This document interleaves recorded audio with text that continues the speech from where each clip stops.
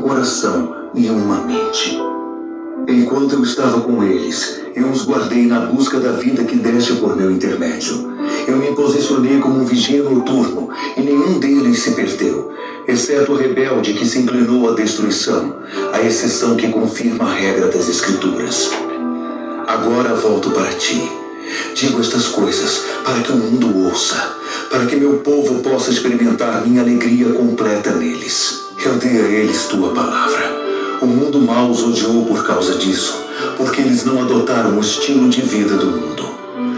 Não peço que os tires do mundo, mas que os guardes do maligno. Eles não são mais orientados pelo mundo, assim como eu também não sou.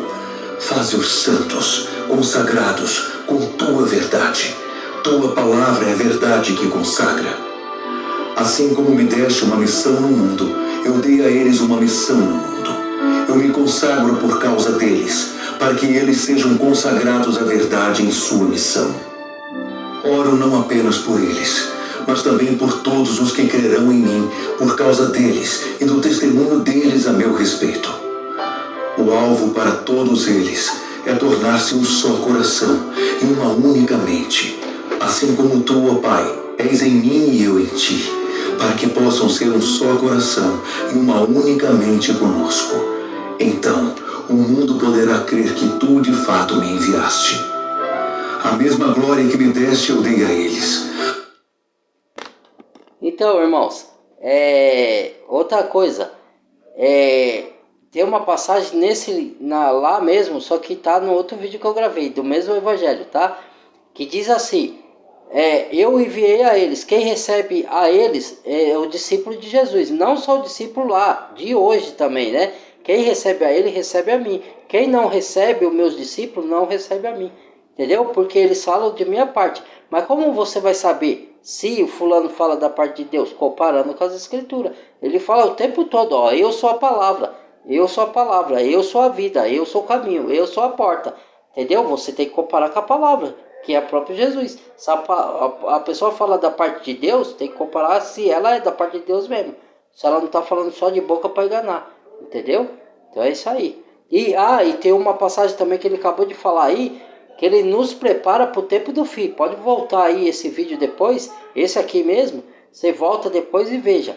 Ele falou que tá, então é a mesma coisa que ele chama a gente para fazer, preparar a igreja para o tempo do fim. Então quando a gente fala coisa do tempo do fim, aí as pessoas falam, não, você está botando medo, teoria da conspiração, quer apavorar os outros. Não é, para preparar a pessoa para o que há de vir. Porque vai vir juízo aí e livrar você do juízo. Deus não vai derramar juízo sobre o filho dele.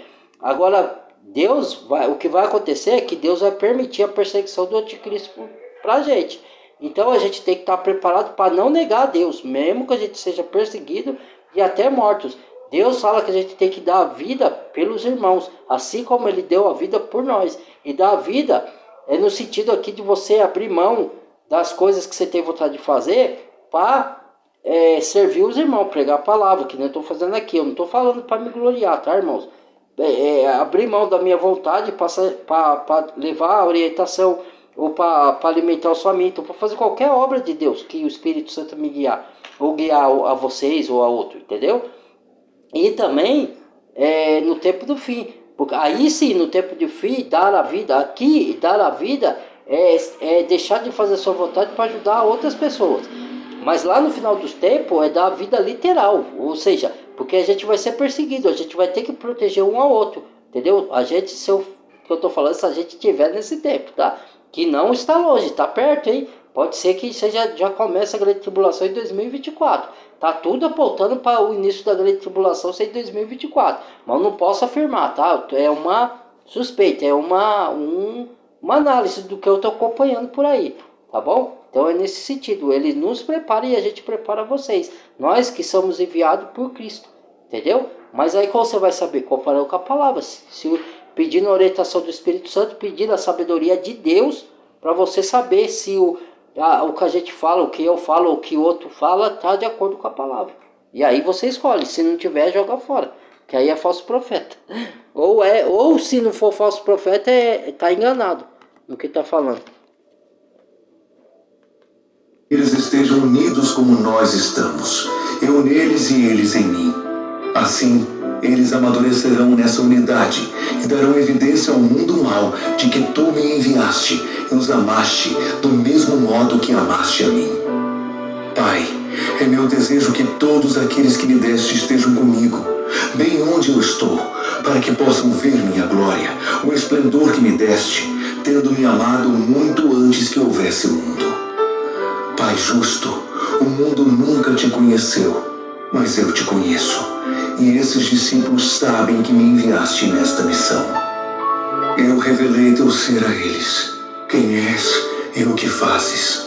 Continua a fazer isso conhecido, para que teu amor por mim possa estar neles, exatamente como neles eu estou. João, capítulo 18. Tendo feito essa oração, Jesus saiu com seus discípulos e passou para o outro lado do vale de Cedron, até um lugar onde havia um jardim. Ele e os discípulos entraram no jardim. Judas, o traidor, conhecia o lugar, porque Jesus e seus discípulos costumavam ir ali. Então Judas guiou os soldados romanos e os guardas enviados pelos principais sacerdotes e fariseus até o jardim. Eles traziam lanternas, tochas e espadas. Jesus, ciente de tudo o que estava para acontecer, saiu para encontrá-los. Ele disse: Vocês estão atrás de quem? Eles responderam: De Jesus, o Nazareno. Ele disse: Sou eu. Os soldados recuaram, desconcertados. Judas, o traidor, se destacava no grupo. Jesus perguntou outra vez: Vocês estão atrás de quem? Eles responderam: De Jesus, o Nazareno. Já disse que sou eu.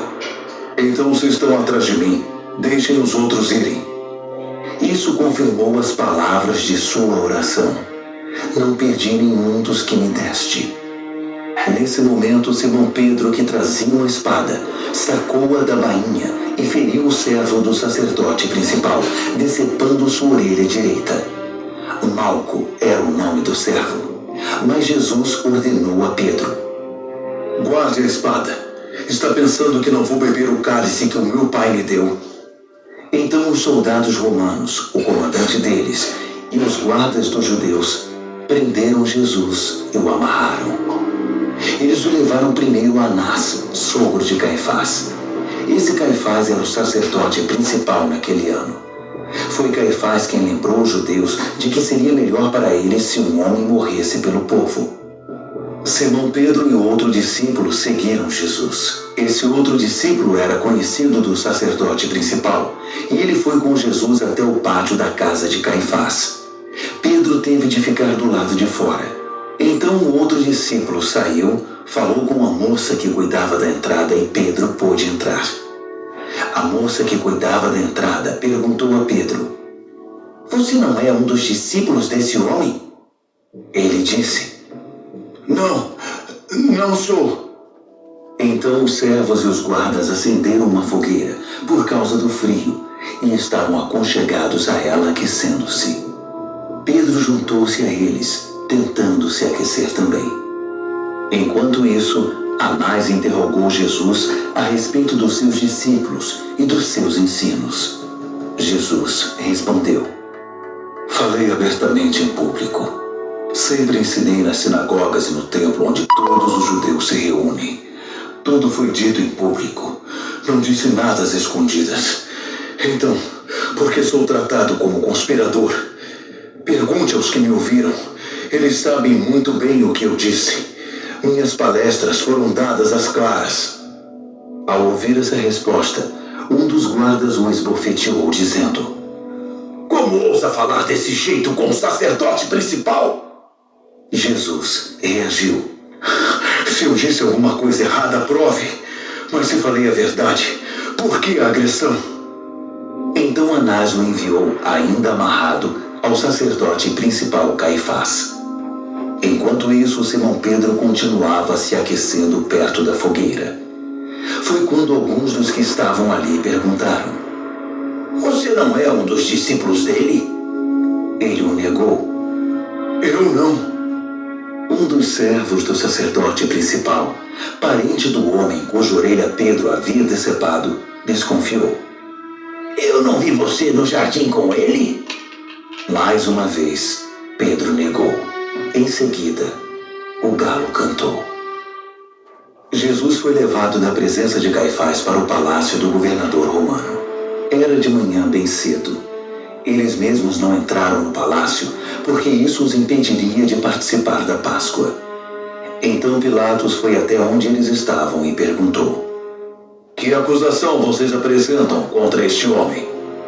Eles disseram: Se ele não tivesse feito nada de errado, acha que estaríamos aqui? Pilatos respondeu: Vocês o pegaram. Julguem conforme a lei de vocês. Os judeus replicaram: Não temos autorização para matar ninguém. Isso iria confirmar a palavra de Jesus, indicando como ele iria morrer. Então Pilatos voltou ao palácio, chamou Jesus e perguntou: Você é o rei dos judeus? Jesus respondeu: Você diz isso por sua conta? Ou alguém contou a você? Pilatos disse: Por acaso pareço judeu? Seu povo e seus sacerdotes o entregaram a mim. O que você fez? Jesus disse: Meu reino não consiste naquilo que pode ser visto. Se fossem meus seguidores, lutariam para que eu não fosse entregue aos judeus. Mas não sou esse tipo de rei, não um rei conforme o mundo. Pilatos insistiu: Mas você é um rei ou não é? Jesus respondeu: Você pode dizer. Por ser rei, nasci e vim ao mundo para que pudesse dar testemunho da verdade. Aquele que se importa com a verdade e tem alguma sensibilidade a ela, reconhece minha voz. Pilatos quis saber: O que é a verdade? Então, ele voltou para onde estavam os judeus e declarou: Não acho nada de errado naquele homem. É costume de vocês que eu perdoe um prisioneiro na Páscoa. Querem que eu perdoe o rei dos judeus? Mas por incrível que pareça, eles gritaram de volta: Não! Queremos Barrabás! Barrabás era um revolucionário judeu. João, capítulo 19. Pilatos então mandou que açoitassem Jesus. Os soldados trançaram uma coroa de espinhos e a puseram em sua cabeça. Vestiram nele um manto púrpura e chegavam perto dele dizendo: Salve, rei dos judeus! E o saudavam com tapas no rosto. Depois Pilatos tornou a sair e disse-lhes: Eu estou trazendo a vocês, mas quero que saibam que não acho que ele seja culpado de algum crime. Foi nesse momento que Jesus saiu, usando a coroa de espinhos e o manto púrpura. E Pilatos anunciou: Aí está ele, o homem! Quando os principais sacerdotes e os guardas o viram, gritaram em frenesi: Crucifique-o! Crucifique-o! Pilatos disse: Crucifiquem-no vocês! Não acho nada de errado nele. Os judeus responderam: Nós temos uma lei, e por essa lei ele deve morrer, porque alegou ser o Filho de Deus. Quando Pilatos ouviu isso, ficou ainda mais amedrontado. Ele voltou ao palácio e perguntou a Jesus: De onde você veio? Jesus não respondeu. Pilatos insistiu: Você não vai falar? Não sabe que tenho autoridade para perdoá-lo e autoridade para crucificá-lo? Jesus respondeu: Você não tem nenhuma autoridade sobre mim, a não ser a que tenha recebido do céu. É por isso que aquele que me entregou a você cometeu um pecado ainda maior. Diante dessa resposta, Pilatos fez o que pôde para perdoá-lo, mas os judeus gritavam: Se você perdoar esse homem, não é amigo de César. Qualquer um que se diz rei está desafiando o imperador. Quando ouviu essas palavras, Pilatos deixou Jesus do lado de fora e sentou-se na cadeira de julgamento, no lugar designado Corte de Pedra, em aramaico, Gábata. Era o dia de preparação para a Páscoa. Por volta do meio-dia, Pilatos disse aos judeus: Aqui está o rei de vocês. Eles gritaram de volta: Mate-o! Mate-o! Crucifique-o! Pilatos disse: Devo crucificar o rei de vocês? Os principais sacerdotes responderam: Não temos rei, senão César! Então Pilatos cedeu ao pedido deles e o entregou para ser crucificado. Eles levaram Jesus. Carregando sua cruz, ele rumou para o lugar chamado Colina da Caveira, em aramaico Gólgota, onde o crucificaram, e com ele 2 outros, um de cada lado, Jesus no meio. Pilatos mandou escrever uma placa com os seguintes dizeres: Jesus, o Nazareno, o Rei dos Judeus. Muitos dos judeus leram a placa, porque o lugar em que Jesus foi crucificado ficava próximo da cidade. Os dizeres estavam em aramaico, latim e grego. Os principais sacerdotes foram reclamar com Pilatos: Não escreva o Rei dos Judeus. Escreva assim: Este homem disse ser o Rei dos Judeus. Pilatos respondeu: O que escrevi, escrevi.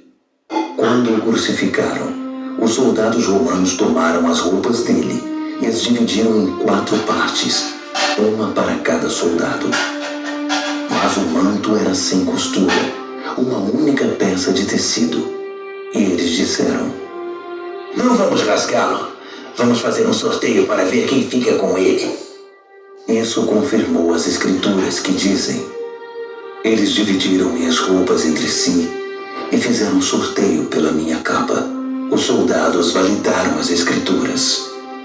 Enquanto os soldados cuidavam deles mesmos, a mãe de Jesus, a tia dele, Maria, esposa de Clopas, e Maria Madalena permaneceram ao pé da cruz. Jesus viu sua mãe e um discípulo a quem ele amava perto dela. Ele disse à sua mãe: Mulher, aí está seu filho. E disse ao discípulo: Aí está sua mãe. A partir daquele momento, o discípulo a aceitou como mãe. Vendo que tudo havia acontecido para que os registros das Escrituras pudessem se cumprir, Jesus disse: Estou com sede. Havia uma caneca de vinagre ali.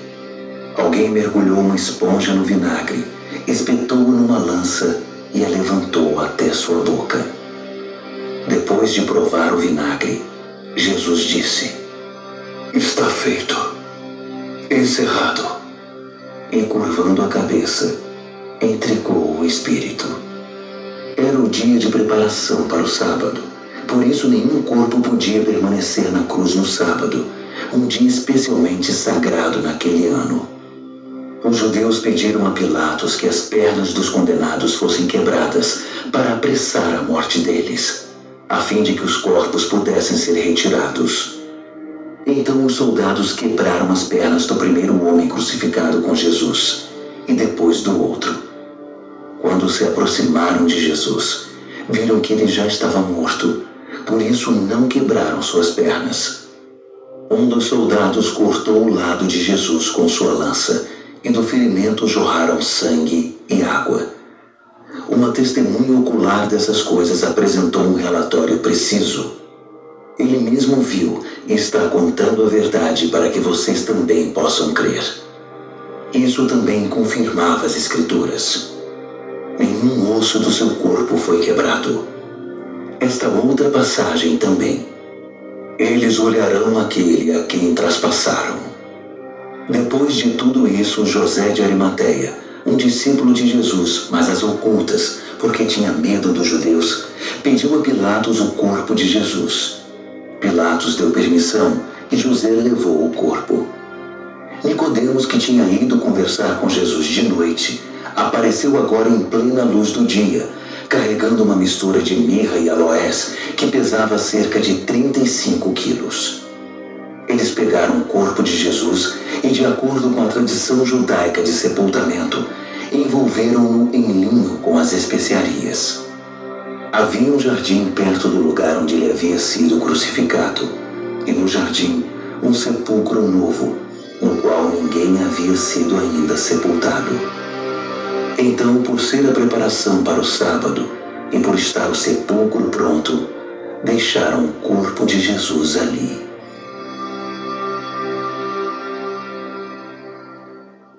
João, capítulo 20.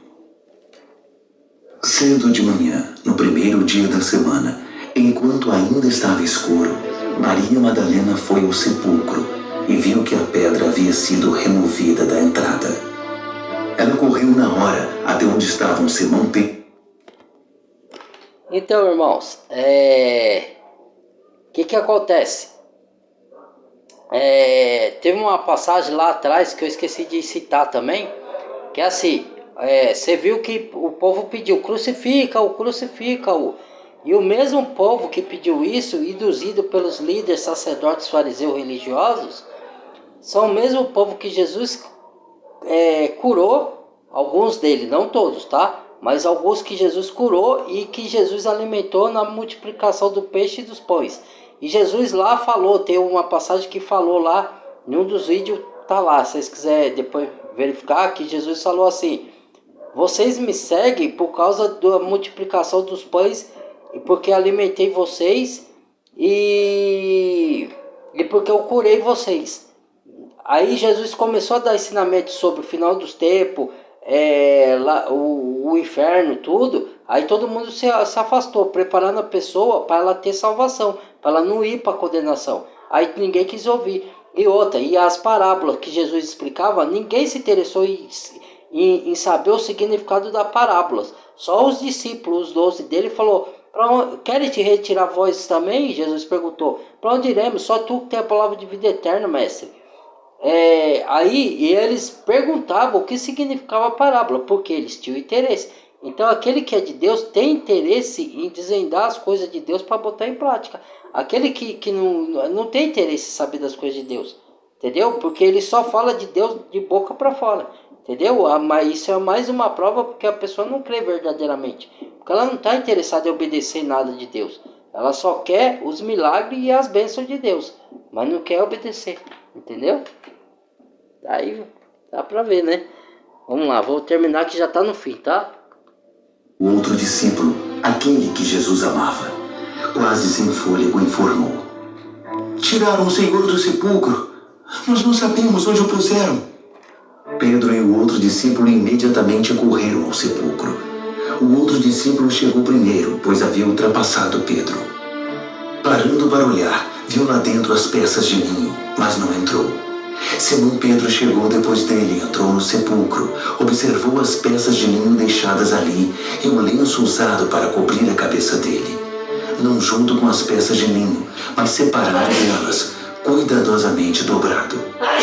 Então o outro discípulo que tinha chegado primeiro entrou no sepulcro, viu tudo e creu. Ninguém sabia ainda, com base nas Escrituras, que ele haveria de ressuscitar dos mortos. Os discípulos então voltaram para casa. Maria não voltou, ficou do lado de fora chorando. Enquanto chorava, abaixou-se para olhar dentro do sepulcro e viu 2 anjos sentados ali vestidos de branco, um do lado da cabeça, o outro do lado dos pés, onde o corpo de Jesus havia sido deixado. Eles disseram a ela: mulher, por que você está chorando? Eles levaram meu Senhor, ela disse, e não sei onde o puseram. Depois de dizer isso, virou-se e viu Jesus parado ali, mas não o reconheceu. Jesus disse: mulher, por que você está chorando? A quem procura? Pensando que fosse o jardineiro, ela pediu: moço, se você o levou, diga-me onde o pôs, para que eu possa cuidar dele. Jesus disse: Maria. Virando-se para olhar para ele, ela exclamou em aramaico: Rabone, que quer dizer mestre. Jesus disse: Não me abrace, pois ainda não subi para o Pai. Vá aos meus irmãos e dê este recado: Eu subo para meu Pai e Pai de vocês, meu Deus e Deus de vocês. Maria Madalena foi dar a notícia aos discípulos: Eu vi o Senhor. E relatou tudo o que ele tinha dito. Mais tarde, no mesmo dia, os discípulos estavam reunidos, mas com medo dos judeus, haviam trancado todas as portas da casa. De repente, Jesus entrou, pôs-se no meio deles e disse: Paz seja com vocês. E mostrou a eles suas mãos e seu lado. Vendo o Senhor com os próprios olhos, os discípulos ficaram exultantes. Jesus repetiu sua saudação: Paz seja com vocês. Assim como o Pai me enviou, eu envio vocês. Ele respirou fundo e soprou sobre eles. Recebam o Espírito Santo. Se vocês perdoarem os pecados de alguém, esses pecados serão perdoados para sempre. Se vocês não perdoarem os pecados, não serão perdoados. Tomé, também conhecido como o Gêmeo, um dos 12, não estava com eles quando Jesus apareceu.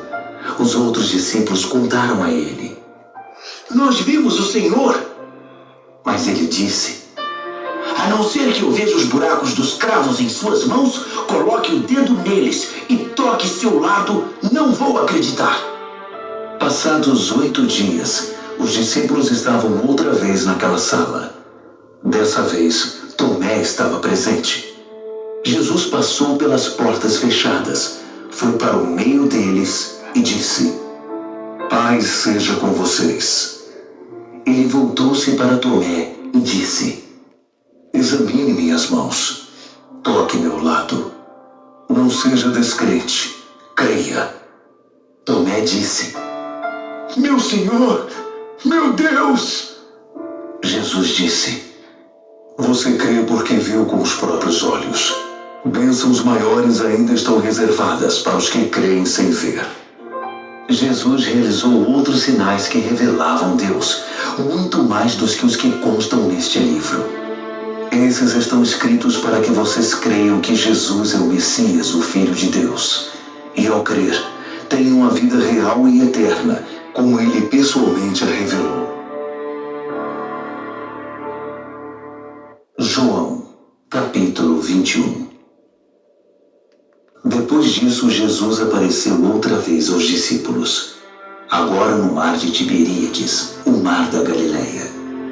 Aconteceu assim: Simão Pedro, Tomé, cujo apelido era Gêmeo, Natanael de Caná da Galileia, os irmãos Zebedeu e 2 outros discípulos estavam na praia. Simão Pedro disse: Vou pescar. Os outros disseram: Vamos com você. Eles entraram no barco, mas não pegaram nada naquela noite. Quando o sol surgiu, Jesus estava de pé na praia, mas eles não o reconheceram. Jesus disse: Paz seja com vocês. Pegaram alguma coisa para comer? Eles responderam: Não. Ele disse: Lancem a rede do lado direito do barco e vejam o que acontece. Eles fizeram o que ele disse. De repente havia tantos peixes na rede que eles não conseguiam puxá-la. Então o discípulo que Jesus amava disse a Pedro: É o Senhor! Quando Simão Pedro percebeu que era o Senhor, vestiu sua roupa, pois estava despido, e pulou no mar. Os outros discípulos vieram de barco, pois não estavam muito longe da praia, cerca de 100 metros, ajudando a puxar a rede abarrotada de peixes. Quando saíram do barco, viram uma fogueira. Havia peixe e pão assando sobre ela. Jesus disse: Tragam alguns dos peixes que acabaram de apanhar. Simão Pedro juntou-se a eles e puxou a rede para a praia. 153 peixes grandes, e mesmo com todos aqueles peixes, a rede não se rasgou. Jesus disse: A comida está servida. Nenhum dos discípulos ousava perguntar: Quem é você?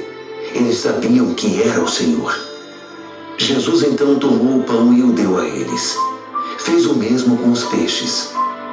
Era a terceira vez que Jesus se manifestava, vivo, aos discípulos, desde que havia ressuscitado dos mortos. Depois de terem se alimentado, Jesus disse a Simão Pedro: Simão, filho de João, você me ama mais do que estes? Sim, Senhor, tu sabes que te amo. Jesus disse: alimente meus cordeiros. Então perguntou pela segunda vez: Simão, filho de João, você me ama? Sim, Senhor, tu sabes que te amo. Jesus disse: tome conta das minhas ovelhas. Jesus perguntou pela terceira vez: Simão, filho de João, você me ama? Pedro ficou aborrecido por ele ter perguntado a terceira vez: você me ama? Então respondeu: Senhor, tu sabes de tudo, e tu sabes que te amo. Jesus disse: alimente minhas ovelhas. Vou dizer uma verdade. Quando você era jovem, vestia-se e ia aonde queria. Mas quando for velho, estenderá as mãos enquanto outra pessoa irá vesti-lo e levá-lo para onde você não quer ir. Ele disse isso para indicar o tipo de morte pela qual Pedro iria glorificar a Deus. Em seguida ordenou: siga-me. Virando a cabeça, Pedro percebeu que o discípulo que Jesus amava estava ali perto. Quando Pedro o avistou, perguntou a Jesus: Senhor, o que vai acontecer com ele? Jesus respondeu: se eu quiser que ele viva até que eu volte, o que você tem com isso? Siga-me você. Foi por isso que se espalhou o boato entre os irmãos de que aquele discípulo não morreria. Mas não foi o que Jesus disse. Ele disse apenas: se eu quiser que ele viva até que eu volte, o que você tem com isso? Esse é o mesmo discípulo que foi testemunha ocular de todas as coisas e as escreveu. E todos sabemos que seu relato é confiável e preciso. Há muitas outras coisas que Jesus fez. Se todas fossem escritas, cada uma delas, uma por uma, não consigo imaginar um mundo grande o bastante para caber tamanha biblioteca.